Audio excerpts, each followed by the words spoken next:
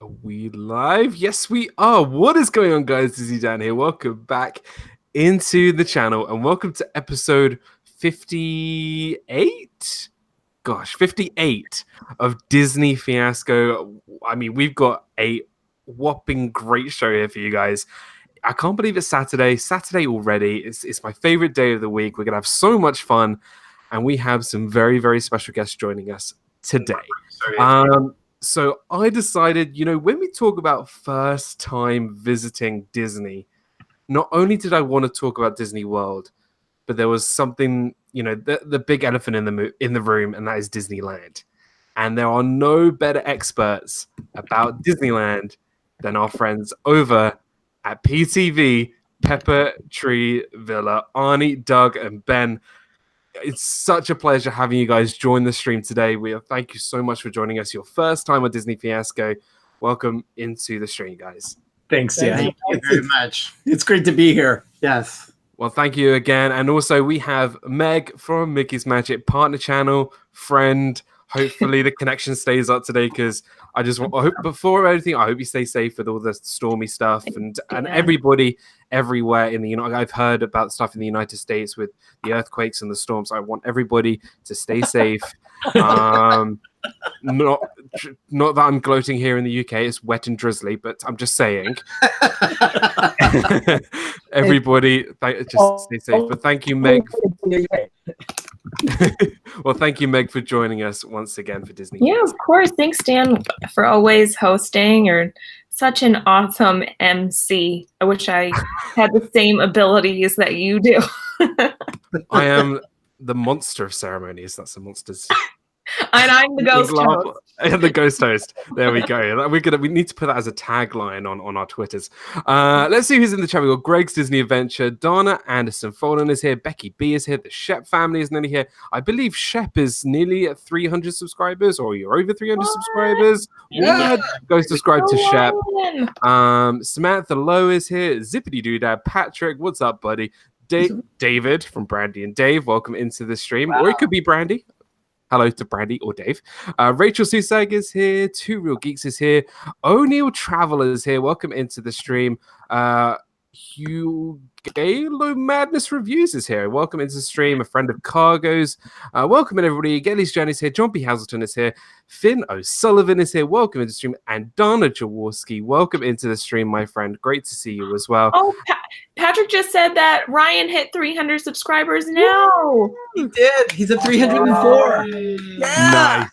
Awesome. Congratulations, Ryan. And RobFuz is here as well. Welcome in, Rob, partner, channel, friend. Great to see you as well. Wow, we've got a great turnout here tonight. We're going to have so much fun. And just before we get started, partner channels, Mickey's Magic, Corey Fiasco, Mouse Talk, who was just live talking about sports nights. They were making their American football team out of Disney characters. That's pretty cool. As well as RobFuz as well, partner channel and friend as well. Great to see everybody. Noah is here as well. So first time visitors to Walt Disney World or Disneyland. Could be exciting. We're going to be talking about it today. But first, I want to introduce everybody to, you guys know who Pepper Tree Villa are. If you don't know who Pepper Tree Villa, I don't know what you guys are doing. Please go subscribe to Pepper Tree Villa. I want you guys to introduce yourselves. Disneyland is your home. Where did your fascination of Disney and Disneyland come from, and how long have you been part of this Disney bubble of love? Oh, wow. Wow. Okay. Well, first we had to introduce ourselves. Yeah, I'm Arnie. And I'm Doug. And that's Ben. For those of you that can't tell, Ben and I are twin brothers. Very identical. And we have both been infatuated with Disney since we were just babes in arms. We went to Disneyland for the first time August of 1965. Wow. And it happened to be during the Watts riots. Wow. So our father wasn't the greatest in travel agents himself, so he actually drove us right into the Watts riots at one point. We had to turn around. Statement. True story. Yeah, true that story. story I've heard ad nauseum. My first time, I've always had a passion of being an artist and a creative because my profession, I'm a graphic designer. So I've always appreciated color, drawing, and art. So I've always cartooning. I can cartoon and draw. I was told that I came out of the womb with a paintbrush and a pencil.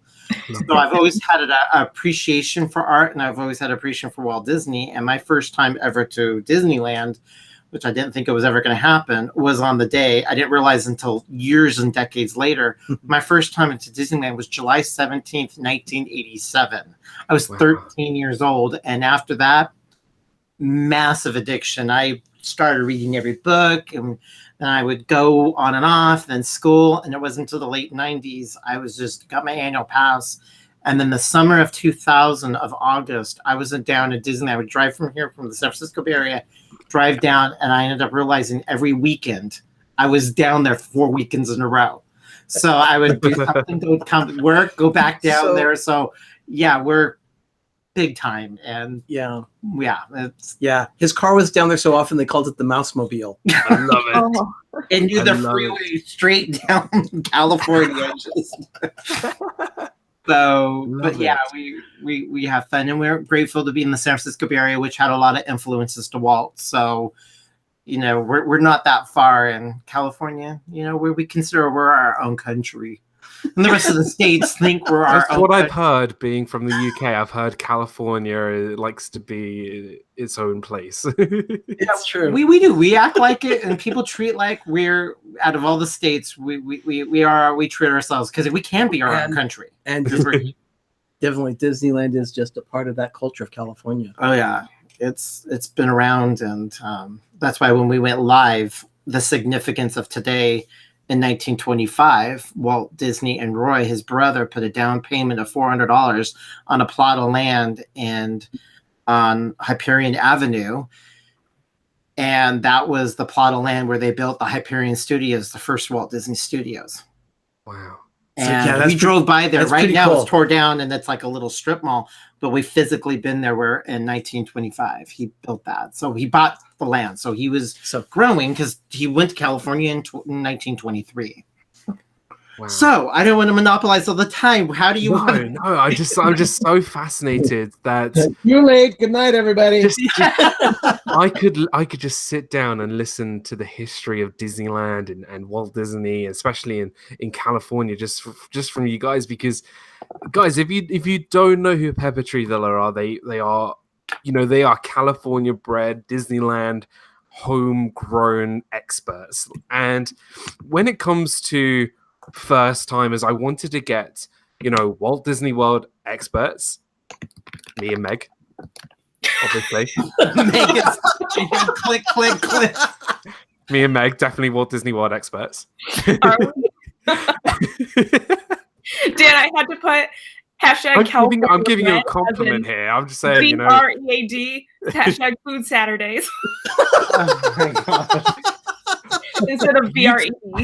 You do realize it's 1 a.m. here and you're making me hungry already. And I wanted to get some Disneyland experts here because whether you come to Walt Disney World or you go to Disneyland, we wanted to give you what our opinions are of what you think you should do if it's your first time going there. Now, it's kind of good because I've never been to Disneyland.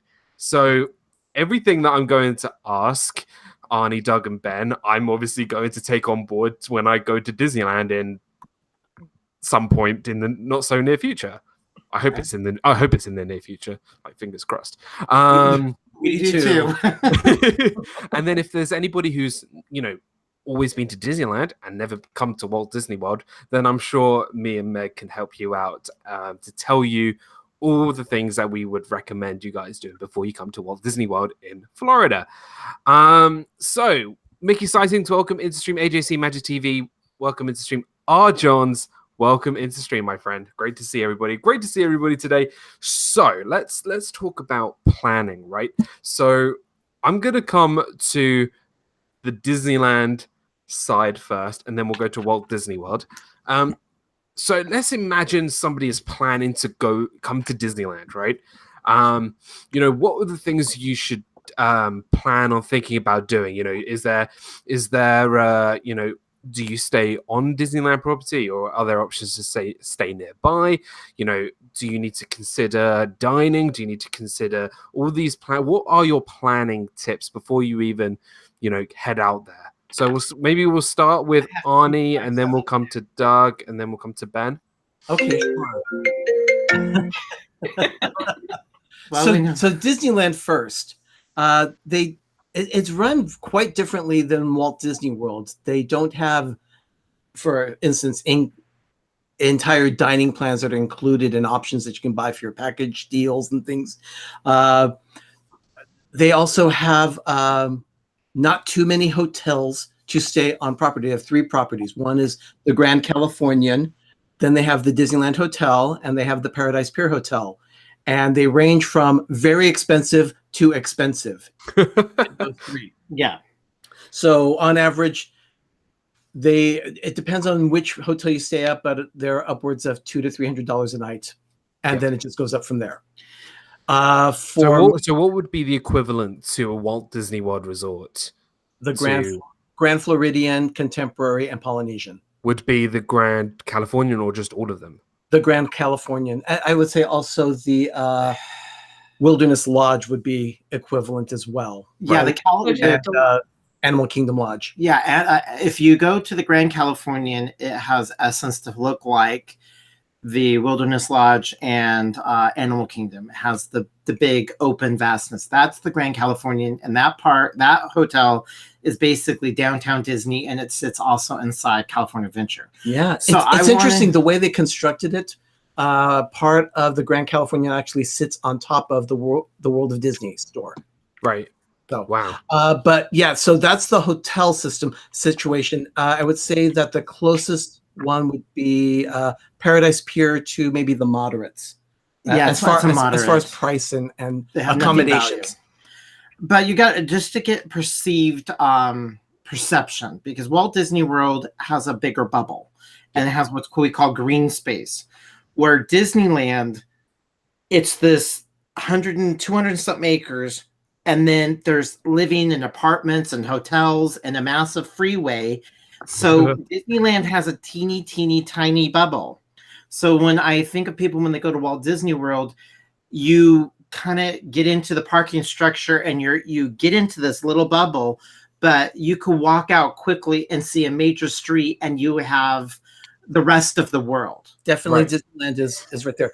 But as far hotels on that strip, so you can walk to the park. That'd be a hotel. Now the thing is, they also have something called Good Neighbor Hotels, and there you get your range of economy lodging and very affordable. They have thousands of hotel rooms all in the vicinity, all within walking distance. They also have shuttles available, and most of those shuttles run either every half hour or every hour, and they drop you off right at east of the entrance of the park entrance plaza. Yeah, so they're kind of the equivalent to the Disney Springs resorts, you know, the ones that aren't affiliated with Disney, but they're kind of connected and they're their own separate business. But exactly, they're you know, in business with Disney, right? Yeah, right. Ramada, Hyatt, Marriott. I mean, there's all these little ones, so they're really super close. A lot of people can walk, and there's the Hyatt and the Marriott is just like a block down harbor, and there's people that can huff it. And where when you're walking in Walt Disney World, you really use I call Chevrolet legs. You want to chop them off when you're done. Disneyland, you don't have to walk. I mean, it's still a lot, but you can walk very little and do a lot. It's just not spread out. But the thing is that you can actually plan your day. You can stay in a hotel just across the street from the main entrance of Disneyland, and you can be there within 10 minutes by walk. Yeah. So it's which you can't do in Florida. I think that's one massive difference with, you know, Disneyland and Walt Disney World is, you know, you can stay at all these different resorts in Disneyland, despite them all being very close. You can walk everywhere. You don't need a car. Whereas Walt Disney World, you will need a car or transportation or some sort of, you know, boat or monorail to get from A to B. Even the two parks are just 300 feet away from each other. Yeah, I just did that as my first test. You could believe they're being there for so many times. When we were there for the 13th or 14th, it was the 14th or 15th of June. I never did it until we were going live. I walked from literally the gate. My back touched the gate of the very curve of Disneyland, and I just walked at a normal pace, and it was 143 footsteps to get to California Adventure. You can walk back and forth to each park in nothing time. It's that close. Park hopping is a breeze in California. So if you're definitely planning on going to Disneyland and you want to see as much as you can, get a park hopper. Definitely get a park hopper ticket because you can go in between the parks very easily. Okay, so when you plan to come to Disney, it doesn't, you can stay at one of the Good Neighbor hotels, which is great if you can't afford to stay at something like the Grand Californian or the Paradise Hotel. Paradise Pier Hotel. See, that's my inept Disneyland knowledge. But park hopping certainly is key. Now, here in not here in Florida because I live in the UK, but as us, me and Meg, we think park hopping, kind of like Disneyland, we should have, it should be the same thing. We feel like, hey, we want to go to Magic Kingdom in the morning and then head to Hollywood Studios at night, or we start in Animal Kingdom and head to Epcot. The thing is with Disneyland, I do know this because I've seen it. Disneyland and Disney California Adventure are literally like 10 steps away. Which is not much. Just to give you an idea, this is what you can do at the Disneyland Resort, which is the two parks. Ben and I, this was last year in July for their birthday. They just released, Ben, I need you to put it up, the Winnie the Pooh plush. They just came out the weekend we were there, and I saw them still in the bags that they were just delivered. They were not even on the shelf left. We were obsessing over these beautiful plush of the Winnie the Pooh because the movie was coming out in August. Right. So we were waiting for the birthday parade, and Arnie stayed. Ben and I walked over to the store in California Adventure, bought our plus, came back, and still watched the parade. And did it all in 20 minutes. Bought stuff, walked to a park, came back, and that's all. You just walk right into one park, buy your stuff, walk out, go into the other park, and he was out in Main Street in Town Square. And I'm like, Ben and I were walking, I'm like, this is not normal. I just need to go over to this park to buy something really quick and come back to watch the parade. Yeah, we could do that. Very easy. Meanwhile, Arnie's making friends with Mr. Cheesy Pop. Mr. Cheesy Pop, Max. Max is amazing. So, yeah, the plush is behind Ben, and we had to get those, and they were just amazing. So, it's cool. We've done that before where I wanted Bodine bread bowls at California Adventure. Wait, hold on. It's been 18 minutes since we brought up food, so that's why you're in my good books. To be fair, we said California bread. That is true. That is true. The Bodine bread, we would go there. And we're like, okay, we're done. Let's go back to Disneyland. And it's just so it's a really weird perceived thing from if you've gone to Walt Disney World a lot, you come to Disneyland. Yeah. It's really packed. And also another tidbit of trivia of all the Magic Kingdoms of all the world. And when I call Magic Kingdoms, the Disneylands, the Magic Kingdoms, Shanghai, the Parises, the Tokyos, all those with the castle.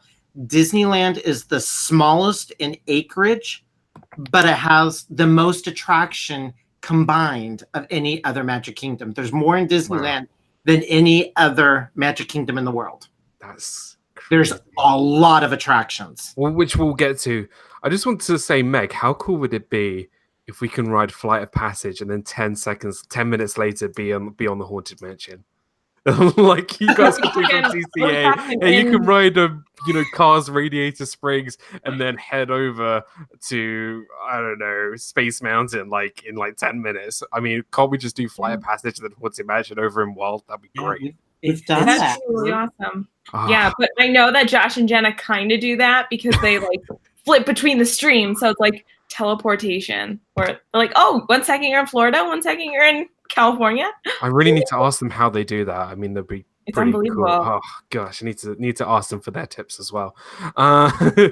We need wormholes because Walt Disney World has a coolness, and it's been a long line. You know what we need? We need Doctor Strange teleports, Absolutely. right? And we need to like be walking out in a slow motion, right? While Cap is looking at us, and like he's looking at us and being like, "Yeah, we're about to ride Haunted Mansion," and then go and hit up Flight of Passage afterwards. So we spoke about getting a park hopper. I think that's essential, especially in Disneyland.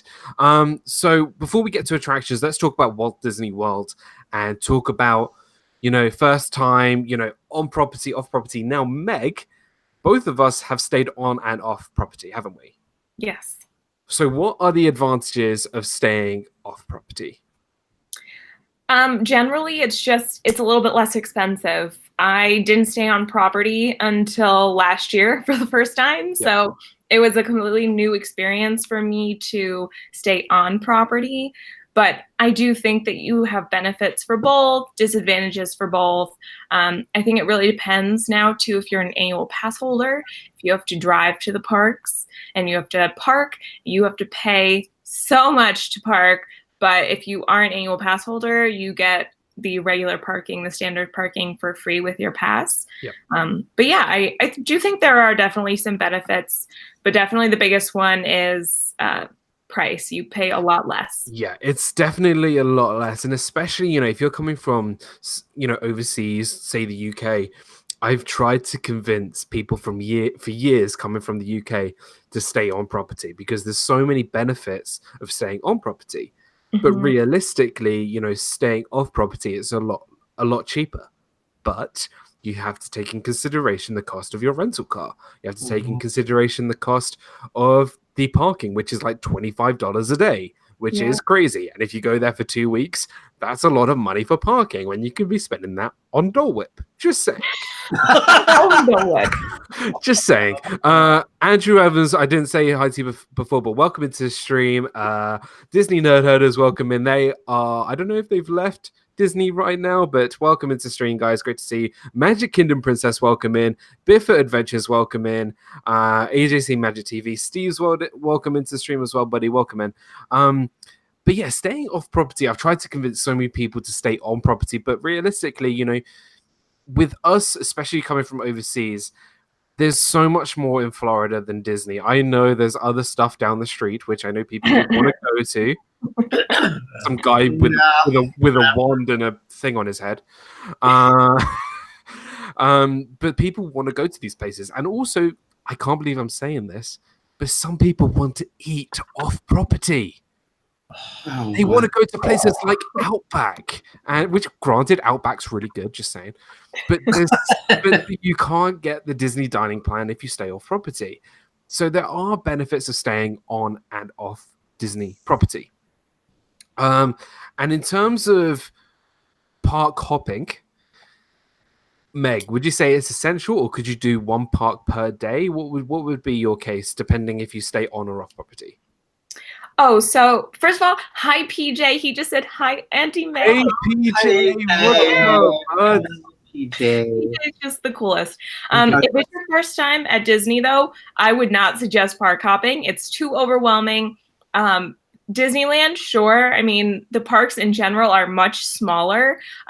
Like walking back and forth, just getting back and forth to places is really hard. It takes sometimes an hour to get to leave one park, get to another one, get through the tickets, get through security, everything. Sometimes it takes an hour. So for someone going for the first time, I probably wouldn't suggest it. You can easily spend like a full 3 days in Magic Kingdom and not leave. Yep. And I don't know. If you definitely have been there for more times than once or a few times, you could do park hopping. But for someone that's going for the first time, it could be really, really, really overwhelming. I park hop all the time, but like I know where I'm going. And Walt Disney World is so big. So a lot of people don't know where things are in the park, and they don't understand fast passes. So it's just like trying to get them to understand where they are.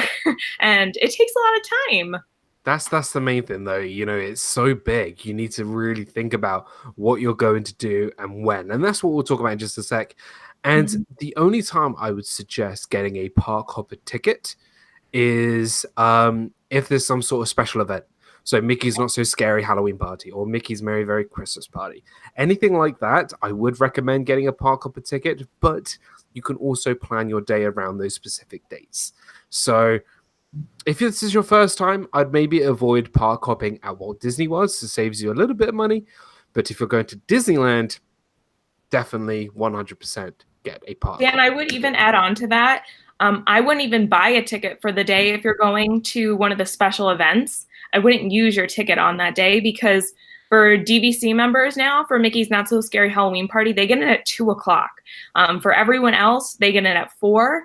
The party doesn't start till 7. It goes till midnight. So you have a good 8 hours in the park, even if you're not DVC. But if you're DVC, you get 10 hours in the park without paying for a regular park ticket. It's cheaper than a regular park ticket.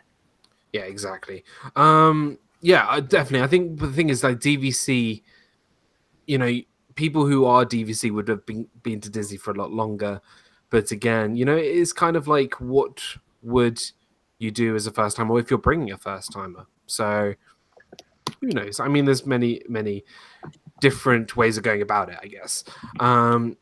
So let's talk about, before planning a hotel, before planning, fast passes, whatever. Compared to Walt Disney World, you have to maybe plan. I don't know Meg, I think you're a little bit different because I know you like to plan literally last minute. But for me, I plan maybe half a year to a year. Do you laminate everything too? Because Steve does. I know he does everything. No, I just fill up what I do. I buy a book, like a just a notepad, and I just fill it. I'm just like, I want to eat on this day. I want to eat here on this day. It's mainly about when I can eat. I'm just saying. And then I'll choose like what parts to go and where.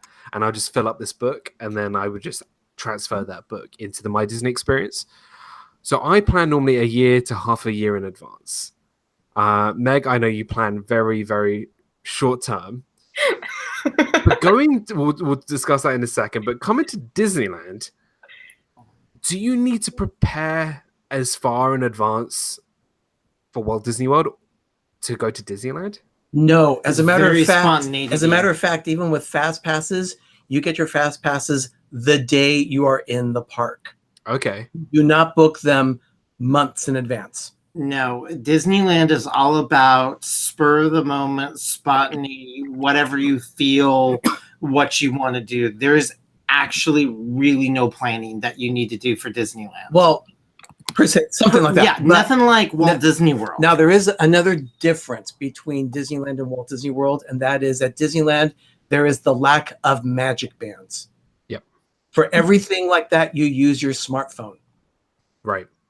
It's all tech. There's nothing on your wrist. It's all done through your cell phone, right? Your mobile. Yeah. Yeah. And the thing we like to say, I know, God, I'm sorry, I forgot your name. Meg. Yes. About Disneyland so small. Really, we call it, us Disneyland people, we call it very quaint and compact. Right. Oh, yeah. It's very intimate. We call it intimate. Yeah. I know what you meant. And I didn't take it wrong, but it was funny. She's like, well, Disneyland's so small. Well, technically, but what it is, you get a big bang for your buck. And I like when you were saying about park hopping, I think for people with Florida, it's advised not to because it's very overwhelming. It's very big. And it's something that you had an experience with that. Yeah, we had it where we left. We were staying at the Animal Kingdom Lodge, but we had an appointment at a plan at Hoop-de-Doo Review. And to leave the Animal Kingdom Lodge, to go to a transfer, to get on another thing, to go all the way up there to Animal, took us an hour and a half. Can I just say, like Fort Wilderness is like the hardest place to get to. It is. Yeah. It is. I was so irritated. It is quite remote, and I felt like this ain't no Disneyland. Going I wasted all this time. Going from one of the most remote part of the resort, Animal Kingdom Lodge, to Fort Wilderness, very difficult. I don't know. Yeah, that's like rush hour traffic to get here in the Bay Area to get to San Francisco.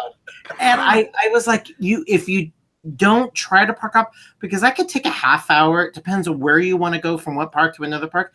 You can just pretty much getting to the bus, getting off, travel, getting off the bus to get the ticket, that's like an hour. Yeah. You're wasting so much time. So you want to maximize your time. So yeah, I advise that if you're kind of new, not to go to Walt Disney World and try to park hop. Try to take your day and take a park in that day, so you don't feel like you're wasting it. I would say go the route that Dave of Brandy Dave was saying. Take a minivan. Take a minivan. Just pay for the just pay for a minivan if you're going to do that distance. It's like a private concierge. And I wouldn't recommend getting an Uber to Fort Wilderness because they will park you down by the bus stop and they won't allow you to go to Pioneer Hall. You'll have to take the buses, and they take forever. So my advice: get an Uber to either Wilderness Lodge or the Contemporary and get a boat over to Pioneer Hall. Two Real Geeks just said, how long would you say since your first trip would you say to expect a difference, especially with walking into a park like with the family that went 15 years ago and going now? So it's interesting. So basically, Disney is a lot different for what it was even 5 years ago to what it is now, right? So my parents haven't been to Disney for coming up to 8 years, right? Fortunately, I've been every other year for the last 5 years, and I've seen differences and changes. New Fantasyland, Pandora, all these amazing new things that come to Disney. Magic bands. I've seen the evolution of the Magic Band, going from the very thin ones to the one that's more circular. So many things have changed. And what I would say is planning for a Disney vacation has changed since what it was. Before we had things like cell phones, you just rock up, have all your planning ready to go. You buy your tickets either online, they're all paper tickets, you can use them to get your fast passes, and that'd be it. But since Disney has become more and more popular and the technology has become better, it's the way we think about planning a Disney vacation has changed. It's crazy. It's actually crazy to compare what it is then to what it is now. So let's talk about, before we get to the food, because obviously we'll talk about food in a minute, fast passes, attractions, rides, planning fast passes. Now in Walt Disney World, you can plan, you can get your fast passes 60 days in advance if you stay on Disney property, which I highly recommend because then you'll be able to get things like Flight of Passage. Or you can get it 30 days in advance, where you can try and get those attractions. It'll be kind of difficult, but it's not impossible. Disneyland, I don't know what to expect over at Disneyland. Do you have a Max Pass system? Yes, Max Pass system. It's $15 a day per person that you can add to your ticket to go into the park. That can get a little pricey. But if it's your first time, I highly recommend getting Max Pass added to your ticket, simply because of the ease of getting a Fast Pass every 90 minutes. And you can just bam, bam, bam. You can hit 12 attractions in one day. So when you get a Max Pass ticket, it's not like you get one attraction or 3 attractions. You could just go into any Max Pass line.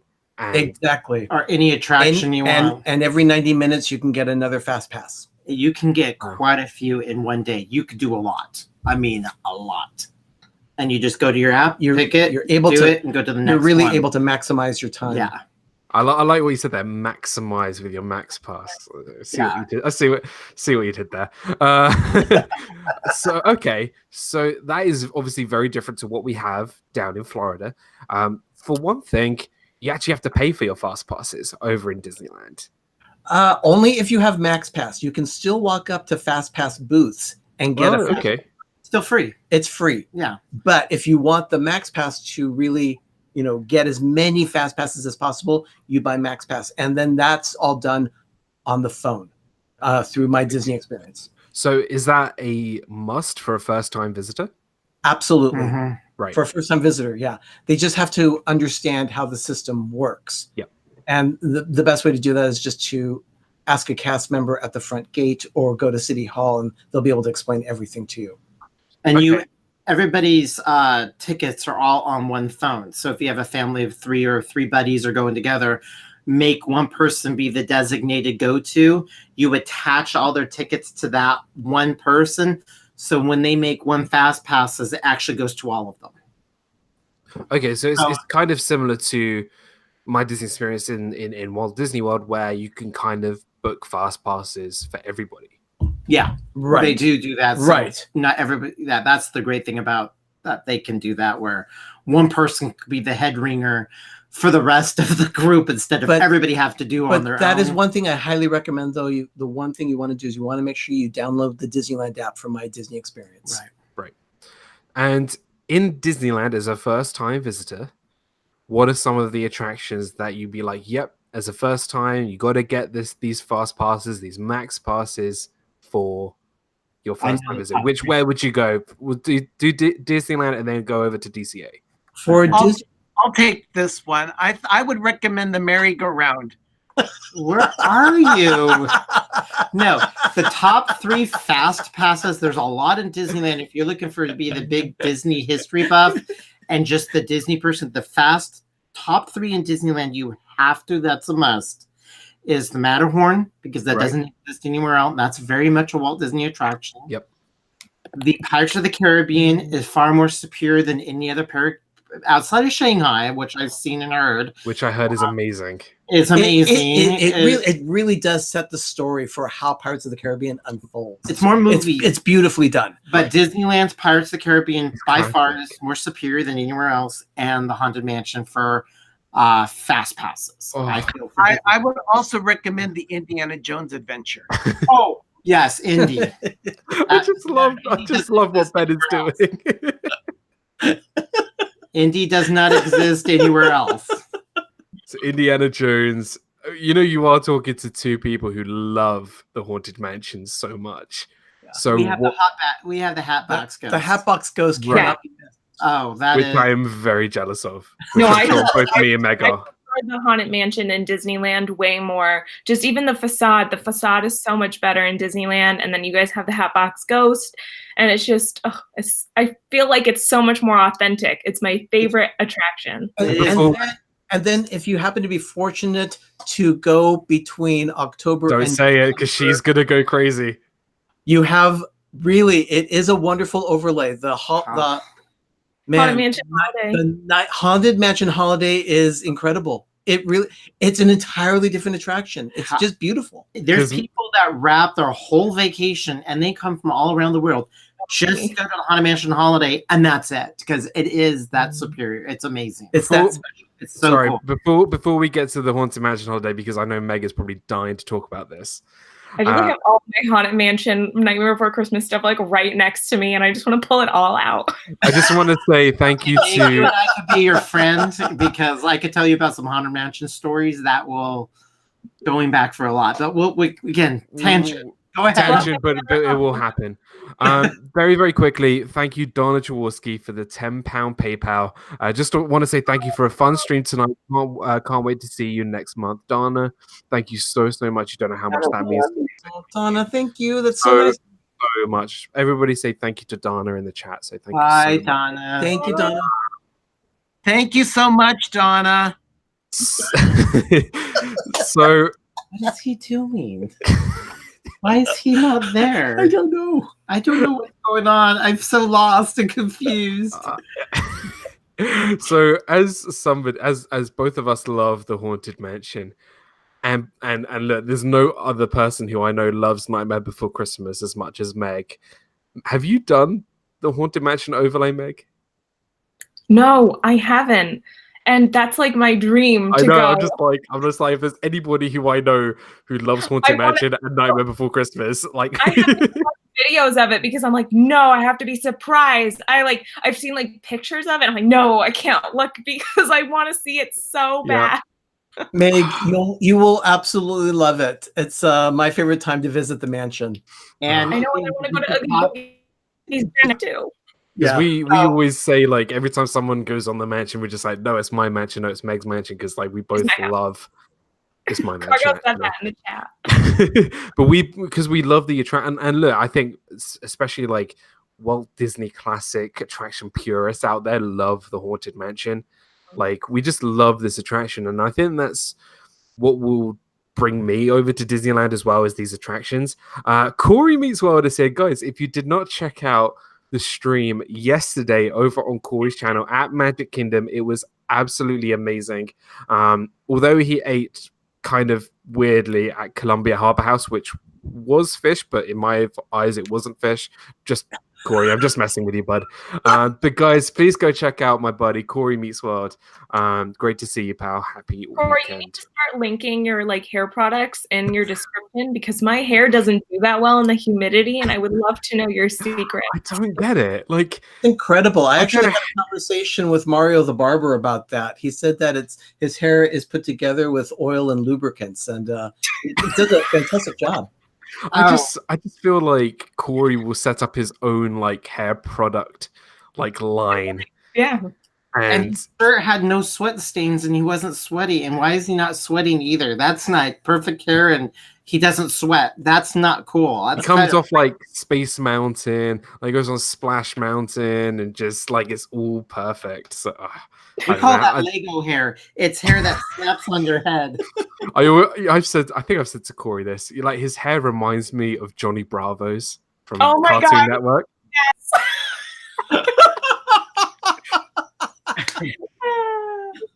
Thank you very much. Thank you very much.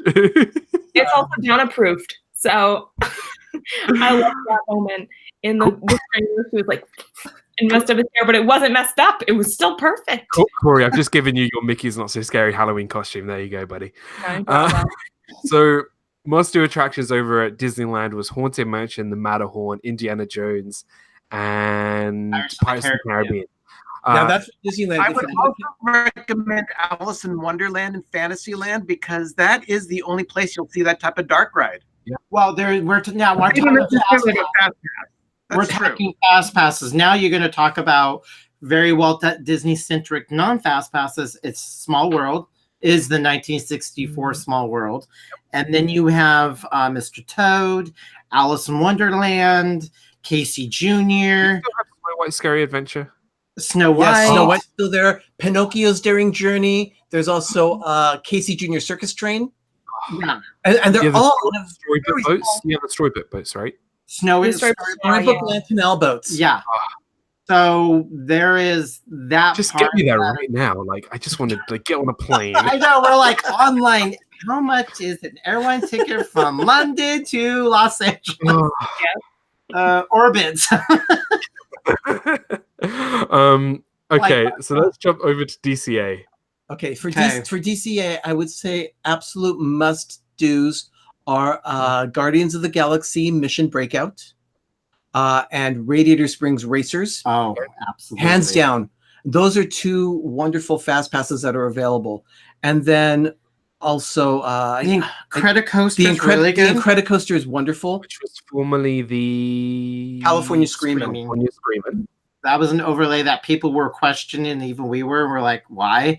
And then when we went on it, you're laughing so much because how they incorporated the It's the Incredible whole, family. story of the Incredibles. It's wonderful. It's actually done very well. Jack is a riot. Yeah. So there's that. And it's just the queue, and you just going on the original of Soarin', which I hope to God they create and keep Soarin' over California, because I like how Disneyland cookie cutters and puts the stuff so they spread the same attraction. Like all of them have, Small World, so everybody can experience it and have the mass population.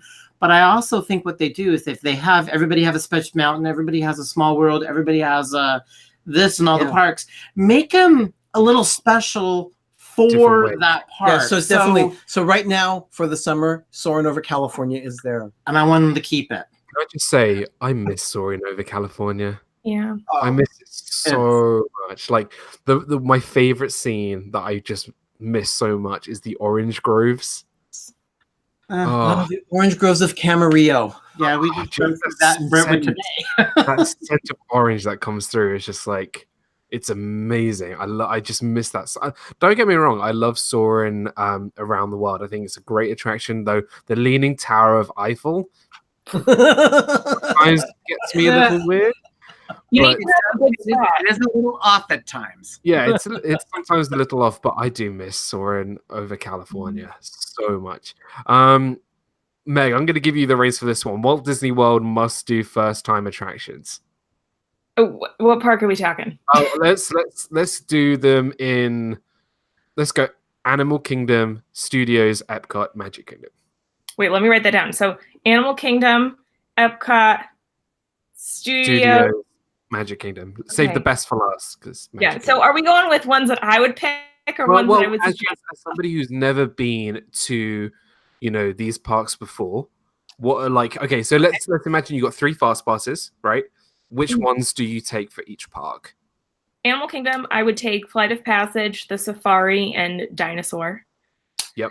Epcot, I would do Frozen.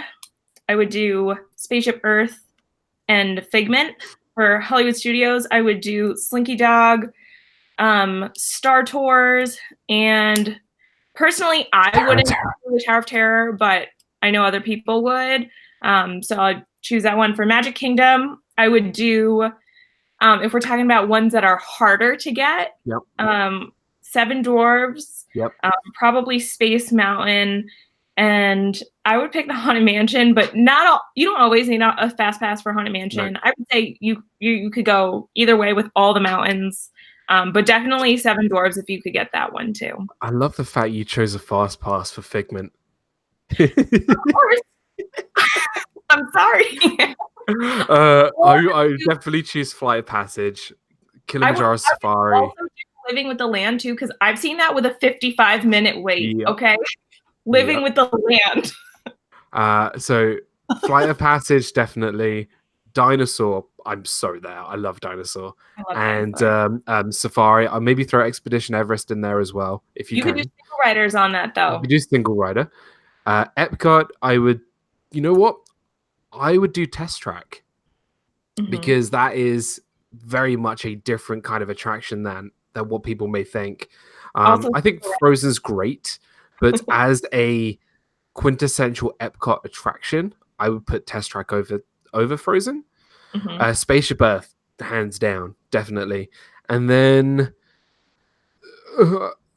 the other one is really difficult, because I was going to say the character spot, but that's in tier 1 now. So I'll say Figment. It's fine, because we both love Figment. They've changed all the tiers, so it's kind of confusing. And don't get me started on Disney's Hollywood Studios. I would choose definitely Tower of Terror. I would choose Rest in Peace, Great Movie Ride. And and I'll choose Fantasmic. Because it's Fantasmic, and I love Fantasmic. And then Magic Kingdom, I would definitely choose Seven Dwarfs. I would choose, because TTA doesn't have a fast pass, neither does the Carousel of Progress, but those are definitely Walt Disney World attractions that you can't get at Disneyland anymore. Yes, 100%. But if we're talking about fast passes, so Seven Dwarfs, I'm going to put the Jungle Cruise down, even though it is a Disneyland attraction. And I would put. It's not worth my gas. Sorry. And I'm gonna put Journey Under the Sea with the Little Mermaid. There we go. Are you kidding me, Dan? I get a fast pass for that literally a minute before. Oh my gosh! You are doing this on purpose. Oh gosh. If I'm going on a trip with Dan, he's not booking our fast passes. I'm psyched. I can see all. I'm like, I don't know. I don't really know. I've never heard Meg that upset.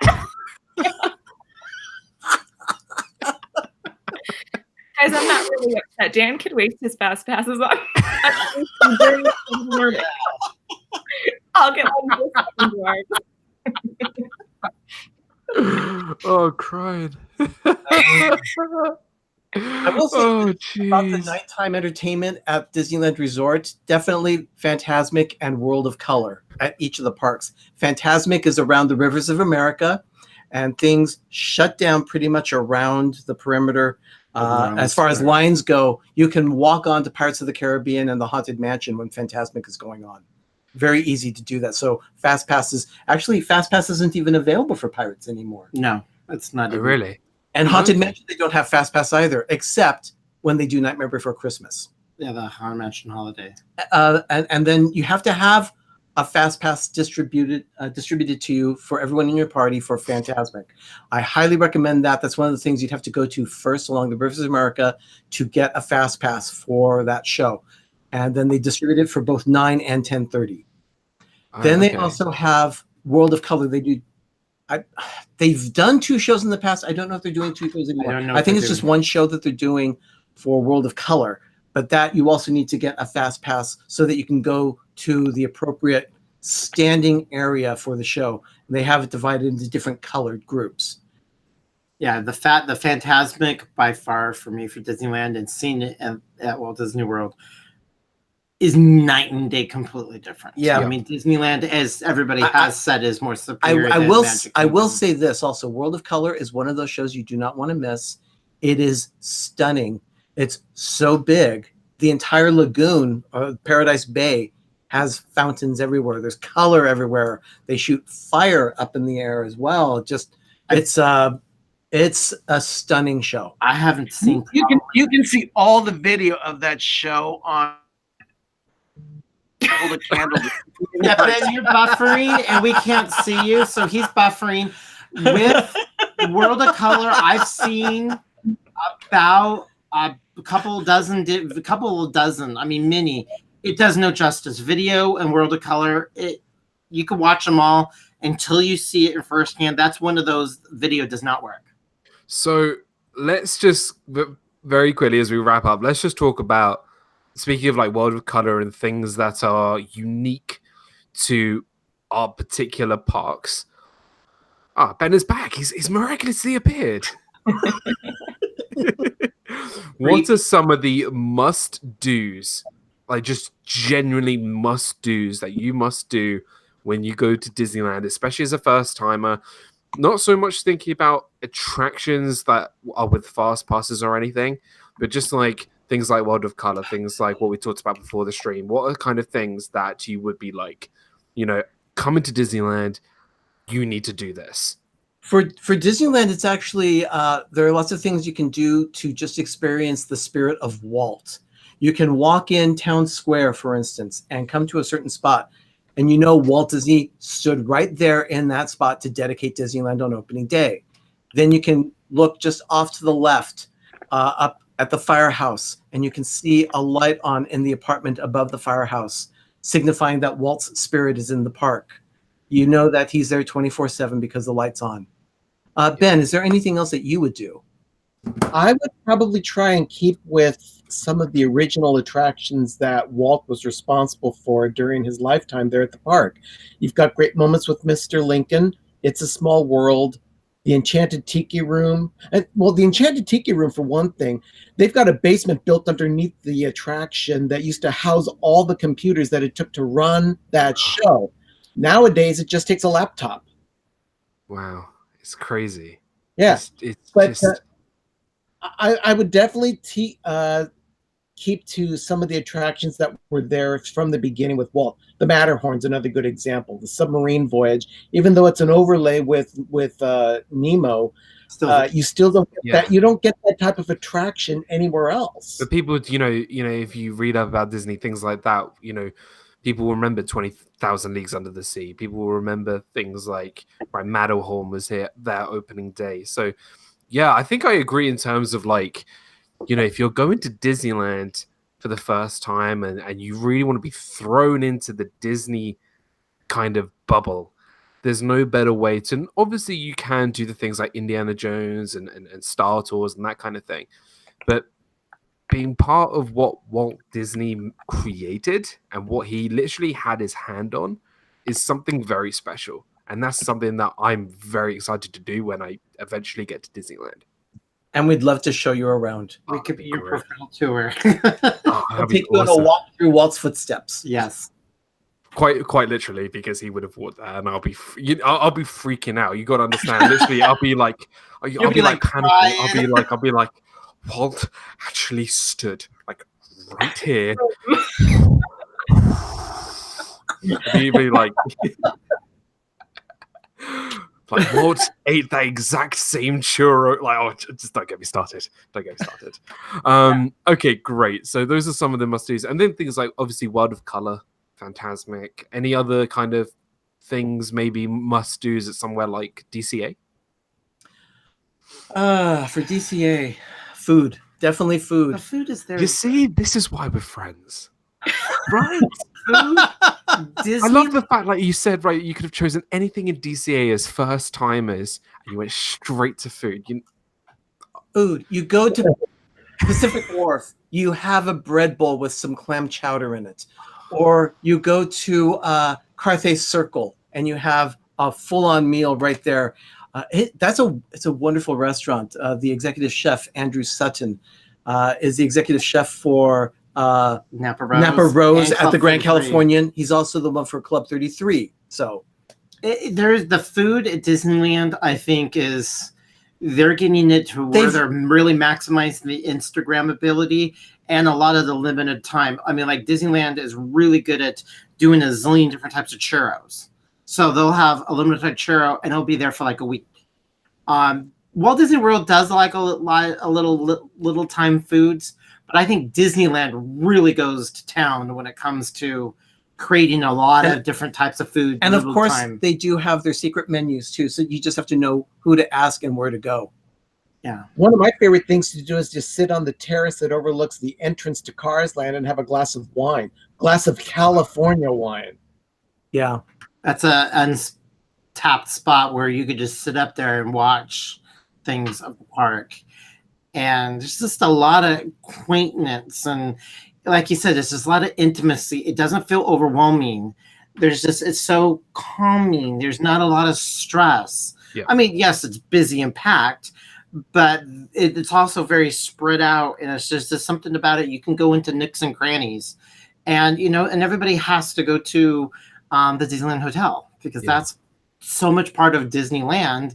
I mean, it's old and it might not seem special, and it's been remodeled quite a few times, but that's the Disneyland Hotel. Right. That's Disneyland. I mean, the monorail. And also the monorail is an attraction. It's not a form of transportation. Well, I just want to say, like, I will ride the Walt Disney World monorail, not just to go somewhere. I will ride it because it's the monorail. And sometimes I take food there. And I'm just eating it there, and just people like, are you getting off? And I'm like, no. Disneyland, they get you off because it's an attraction. And from the hotel and you go through Disneyland, and the monorail gets so close to the Matterhorn, they have to slow it down. So if you're just right and the windows are rolled down on the monorail, and there's a car coming through the Matterhorn, it's only like 2 feet. Wow. And the car, it's like you're running into it. It's pretty close. Yeah. A lot of the attractions are intertwined. So it's I love that. Into it. It's wonderful. It's the kinetic energy, and it's really cool. And then even this summer, if there's someone that's going to Disneyland for the first time, you don't want to miss the Main Street Electrical Parade. Don't want to miss that. I'm going to start crying. I lost the Main Street Electrical Parade and Wishes in the same year of my program. And I was just like, you had to take at least the Main Street Electrical Parade is going home to Disneyland, and that I can actually probably see it again. But oh my gosh, when I last saw the Main Street Electrical Parade, I was just like, this song will stay in my head. I'm like, now that I've sung it, it's going to be in my head the whole time. Row down. Yep, definitely. But they did for the 60th create a nighttime parade, which I have to say, for hardcore Disney 1972, when Electrical Light Parade came and went, when they did create Paint the Night. So it's a parade. It's fantastic. It's like nothing you've ever seen, and we're standing there. We're like, okay, this is awesome, and it's just huge. And the technology and the floats of Paint the Night, and then the music. It's so colorful and exciting and bright. And I'm just gonna say, Bob Iger, if you're watching this, Walt Disney World doesn't have a Magic Kingdom doesn't have a parade at night right now. Just Can we make that? They're gonna get it now. I'm sure what I feel. D23, they will. I think they're going to release the logo. This is what I'm thinking and hoping. I'm making this all up, but as a graphic designer and how people prepare, I think at D23 they're going to release the logo of what the 50th anniversary of Walt Disney World is going to look like, and they're going to release the nighttime parade for the park. So I'm thinking, well, that might be a lie, or they might not do it now. Wink, wink. Who knows what they're going to do at D23? But that's what I would think, because that's not too far away. Nope. When you think about, I mean, they released the 60th anniversary logo on Disneyland's 59th birthday. That was a year in advance. So this is huge. So there's that. This is a big one. So this is huge. They're gonna make a big deal about it. Yeah, absolutely. Very quickly in the chat, I just want to read some of the chat. Food is probably 50% of Disney experience. Unique food items and the quality of food is a notch above the rest. That was from Walt from Mouse Talk.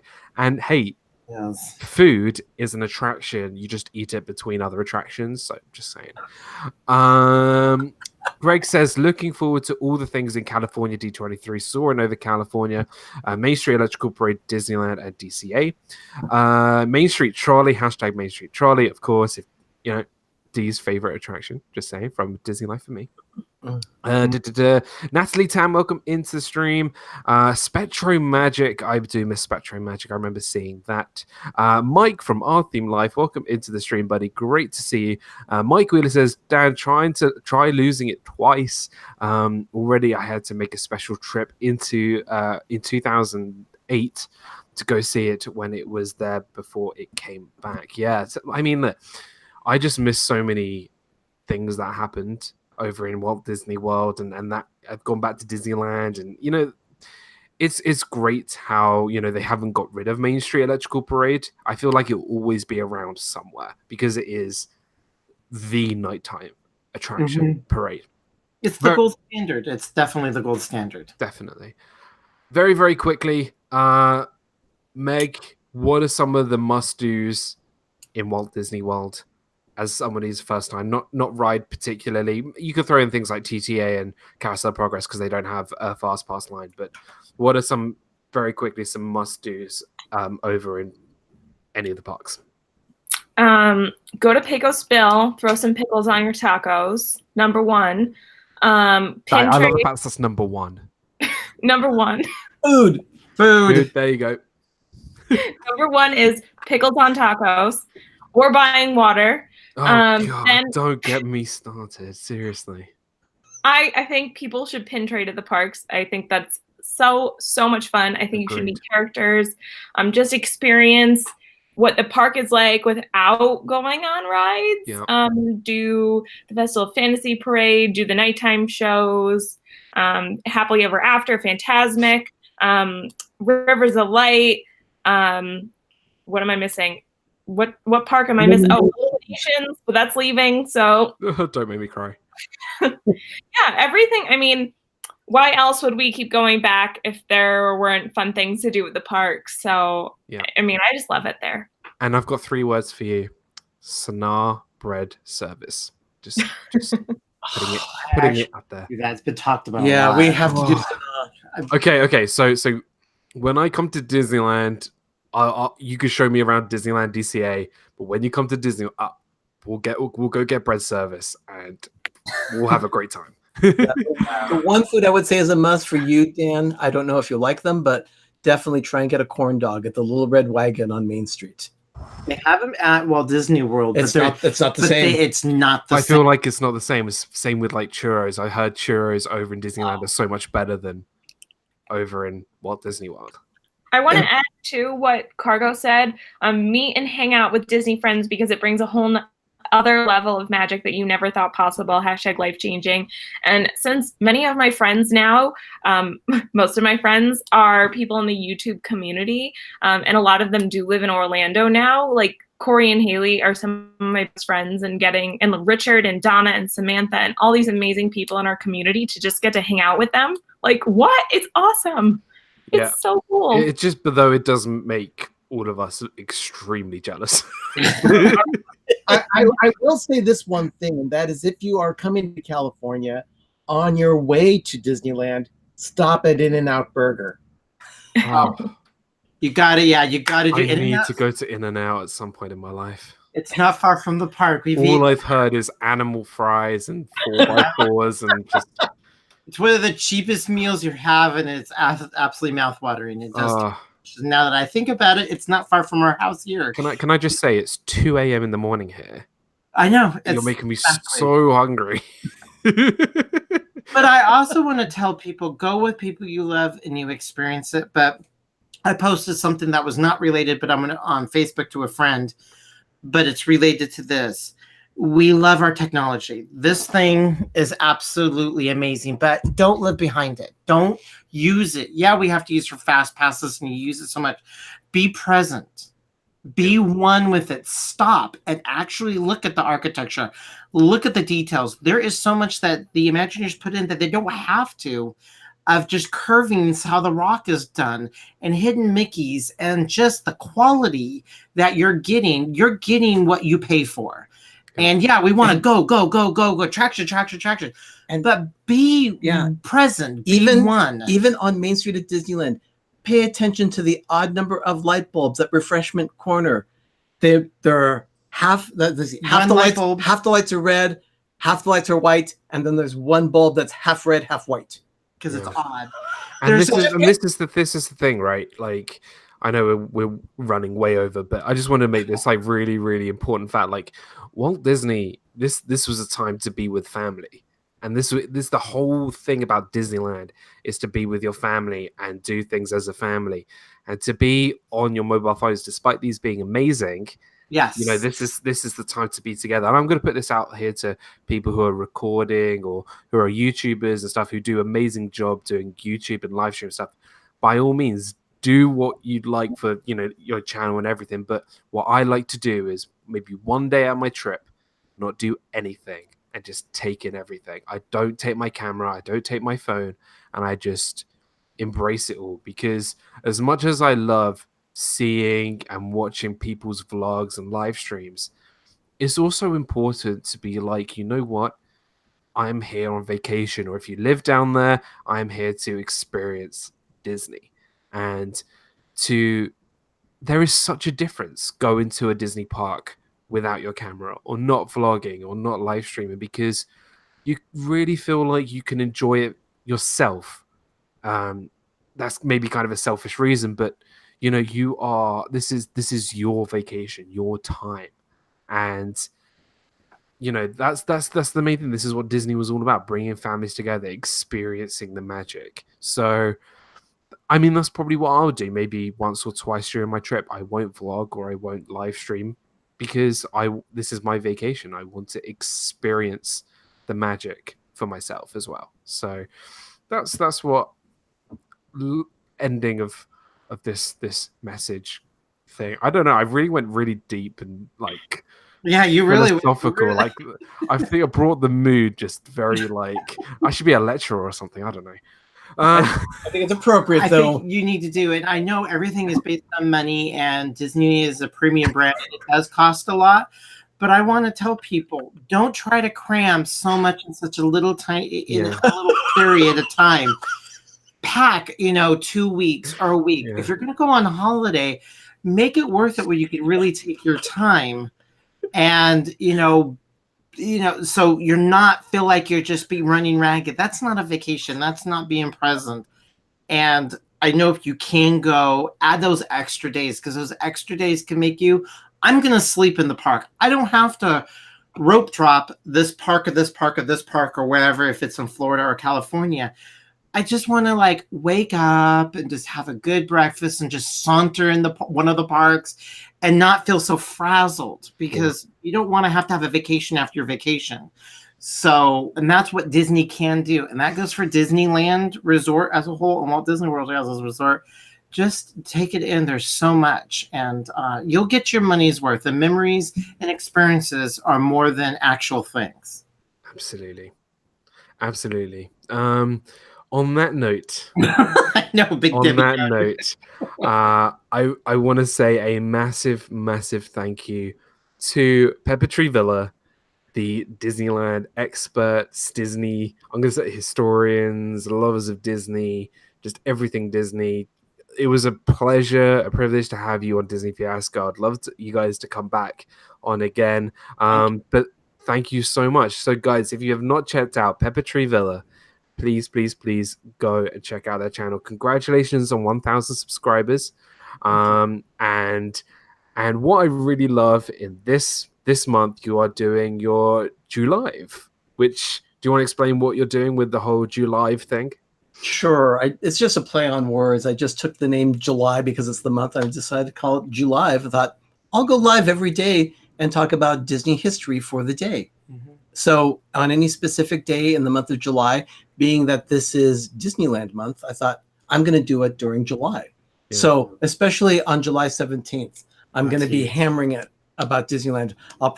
That'll probably be a longer stream than normal that day because I'll want to talk about everything Disneyland. But it's just the concept of doing everything for July, for this day in Disney history, talking about parkeology, or Disney parkeology as I'm calling it, about the history of different attractions and how things were built and why they were designed the way they were. And then also anything that happens to be in the news for Disney that day, I'll discuss it during that particular stream as well. So every day in the month of July. Well, that's I'm always into, like, literally I could listen to these Disney history stories all day because they are absolutely amazing. Guys, please go check out Pepper Tree Villa. Arnie, Doug, and Ben do a fantastic job on their channel.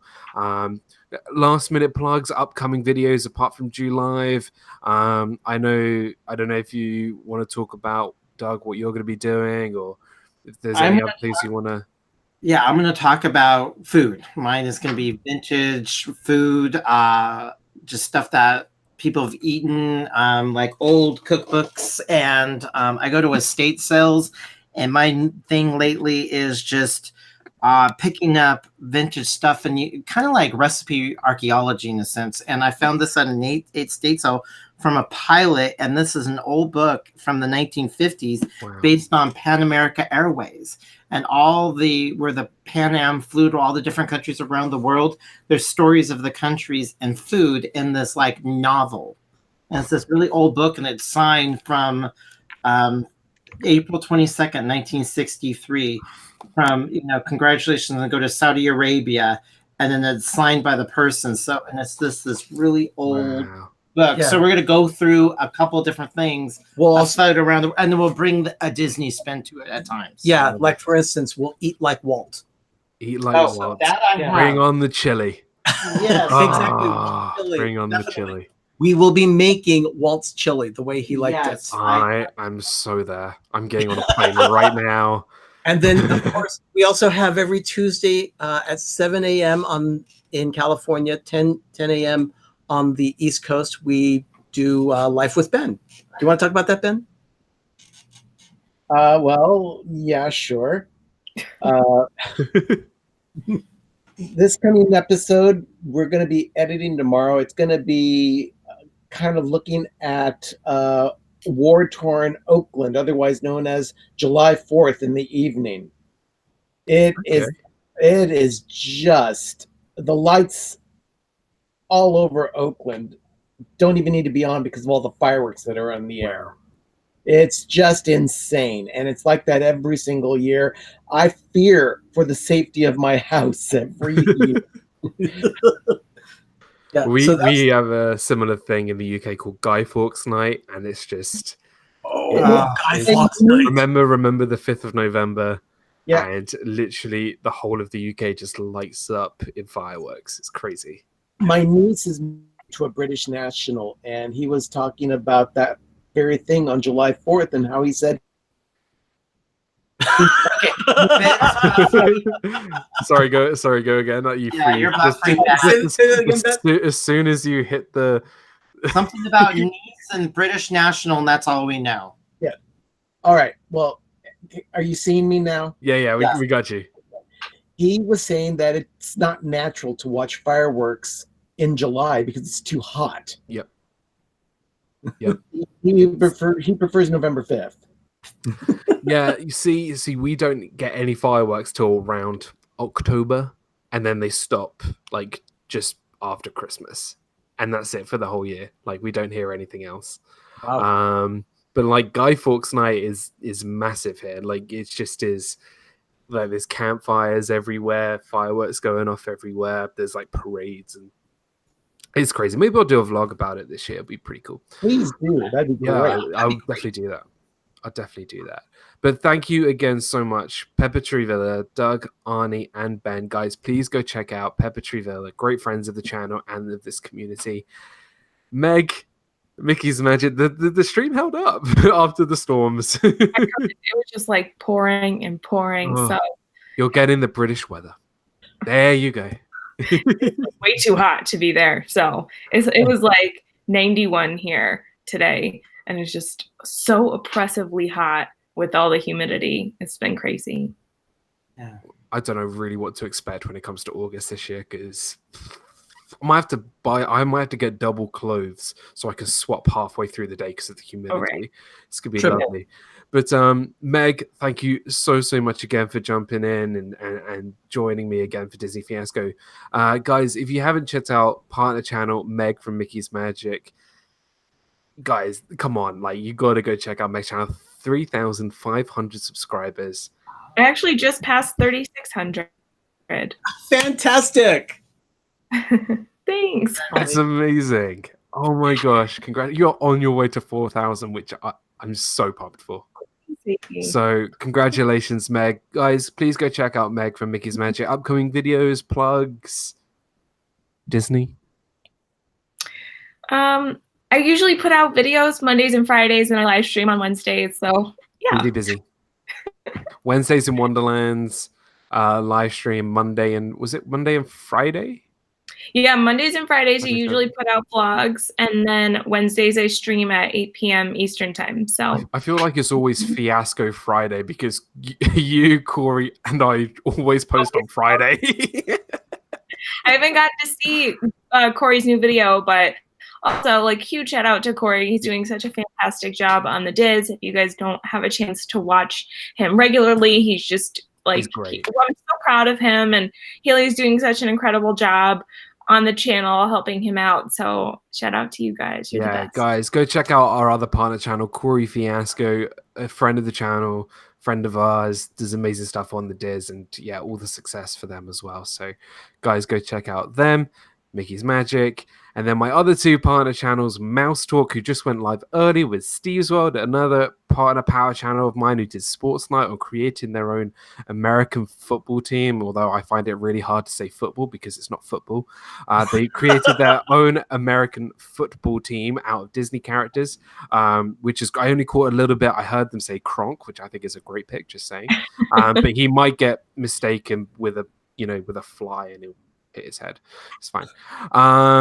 But guys, go check out Mouse Talk as well as RobFuz, my other partner channel. Rob is a really great guy. He does Frankie Fridays, he does Pub Talk, and we did Shark Week, which was great, so much fun. And if you guys hadn't checked out Shark Week, it was great over on RobFuz's channel. So all my four partner channels, thank you so much. Let's go back through the chat to say thank you to people. KInfoTube, thank you so much for joining us, and thank you so much for stopping by. Steve's World, Noah, Cargo, thank you, Cargo, for joining us. Greg from Disney World Adventure, Dana, thank you so much for the PayPal.